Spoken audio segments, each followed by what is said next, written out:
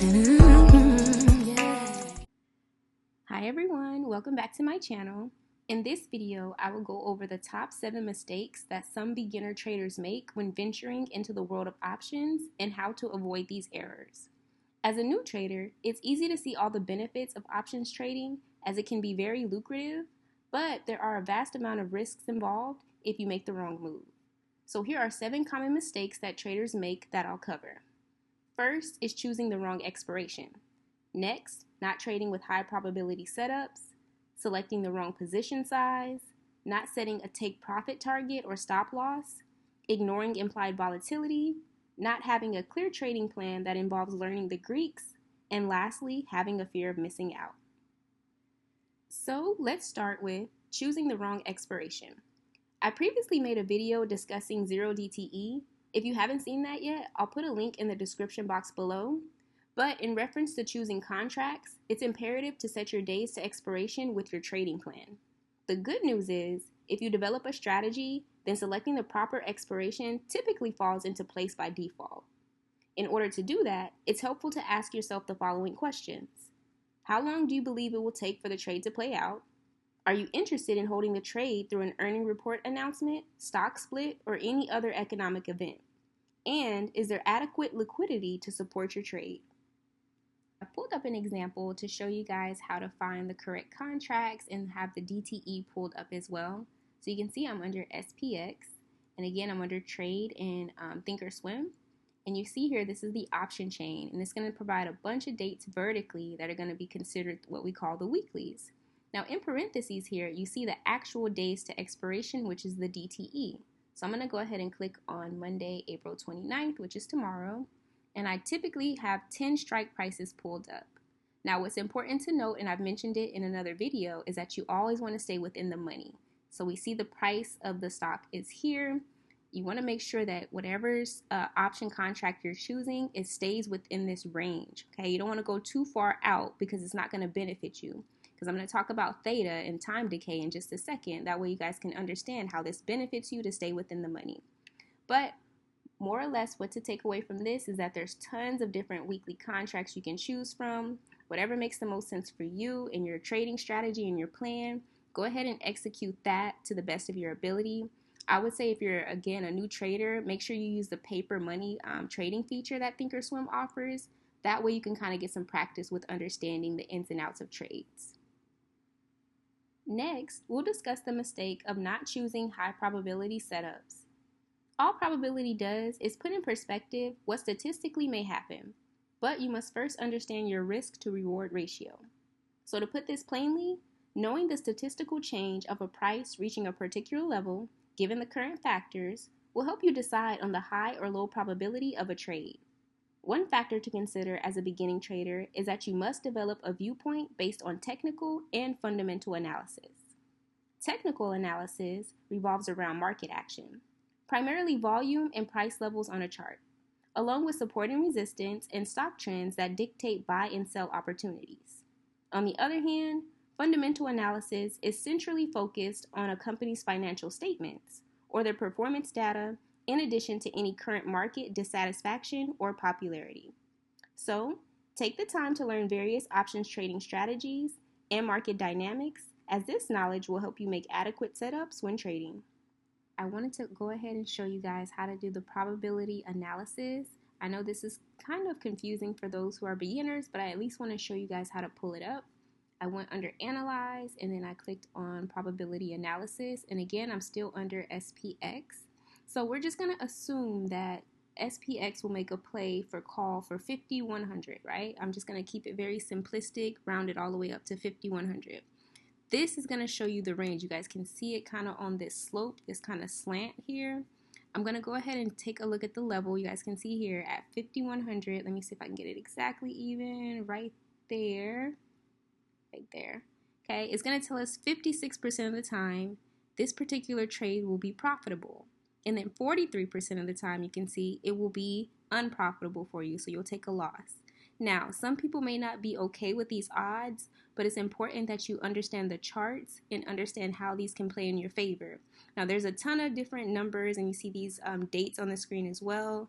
Again, I'll explain this in a future video, but I just wanted to show you guys a brief kind of overview of how you can essentially set up a probability analysis so that you do make high probability trades for your account. So now we'll jump into the mistake of choosing the wrong position size. Generally, the majority of position sizing mistakes stem from two common emotions, either greed or fear. As a new trader, it's not uncommon to experience these sentiments, but keep in mind that if you over-leverage your position through strategies like buying on margin or using complex option spreads, this can be very risky. Using too much leverage can amplify gains, but it can also magnify losses, so just be careful. Ask yourself if the potential downside risk is worth keeping a position just to realize the maximum gain. Another facet is new traders may trade too moderately and run the risk of missing out on higher returns because the selected position size is too small. Making a play for a nominal amount in relation to your size isn't necessarily a bad thing, but it can have you leaving portions of money in the market. So here on the screen are some common ways to size your position, and in just a second, I'll show you how this is set up in Thinkorswim. First, you can choose a percentage when placing a trade, or you can choose a dollar amount that you're comfortable with. All in all, when deciding on your trading size, make sure that the capital you've invested is worth risking, and the size isn't too big or too small for your account. Now that we've discussed position sizing, this goes hand in hand with the mistake that some beginner traders make with not setting a take profit target and stop loss limit. This is also known as failure to have an exit strategy. The lack of having a set target or limit can lead to emotional decision making, which may lead to potential losses. So it's important that these decisions are made prior to entering a trade. So let me show you how to set a stop loss limit in Thinkorswim. Alright, as mentioned, I want to show you guys how to go ahead and set up to have a take profit target and a stop loss limit set so that when you do place trades, you have essentially a benchmark for what you're doing, okay? So I'm going to go ahead and go right here under template, and you're going to see it's under single. In order to do this, you're going to need to hit the drop down, go to trigger with bracket. You can choose either the 1 bracket, 2, or 3. For example purposes, I'll just choose the 1, okay? So here we see this plus or minus. Again, this is going to be the trigger, and this is how the value is going to be offset. So you can decide for yourself what you want in terms of your limit and your stop. But this plus or minus, just keep in mind this is the dollar amount. So if you wanted to make, let's say, $100 for a trade, you would go ahead and set that in, type that in for 100. And let's say you're only willing to risk maybe losing $50. You go ahead and type that in as well. So this is going to be your limit. It'll take profits at the $100 mark, and then you'll have a stop loss set for $50, okay? In case it doesn't go in your favor, it'll stop you out the trade at $50 as a loss. You take your profits at 100. Now let's say you wanted a percentage. You're just literally going to click on this until you see percentage. And for example purposes, let's say you wanted to make 25% on a trade, okay? And you only were willing to risk losing maybe 10% on that same trade. Again, same thing. The limit is going to be 25%. It'll stop you there. And then, of course, it'll take those profits once you reach the 25%. And then if it gets to the point where you're the trade goes against you, it'll stop you out at that 10%. Now, I'll make a more detailed video kind of going over this so that you guys can see this happening live. I'll have a live trade video very soon. That way you guys can see how I play these trades out. But this essentially is how you would go about setting triggers to have your stop loss set, and then of course having your take profit target set as well. The next mistake that beginner traders often make is ignoring market volatility. Implied volatility plays a significant role in options pricing as it's the measure of what the market expects for a given security. Failing to consider it can lead to mispriced trades. So the takeaway here is that implied volatility determines the price of the option premium. High implied volatility can inflate option prices, and low implied volatility can lead to cheaper options contracts. So staying informed about implied volatility levels will help you adjust your strategies accordingly. So of course I'm going to show you how to pull up the implied volatility so that when you're trading you'll know exactly what the motion may be for a particular stock or ETF if you're trading that. So I'm going to go ahead and hit this beaker icon, and I made a previous video pretty much explaining indicators and studies, so you guys can check that out. I'm going to type in the IMP for implied volatility. Now, of course, you can edit this. You can pretty much make it your own based upon your own preferences. You can look at the styles and then, of course, the drawings, all that good stuff. For example purposes, I'll leave it the same. I'm going to hit apply and then hit OK, and you will see it. Implied volatility is underneath this chart. Now, I'll go into greater detail and be more descriptive in terms of how implied volatility pretty much dictates a vast amount of what you'll either make or what you can lose based upon the trades that you decide to enter.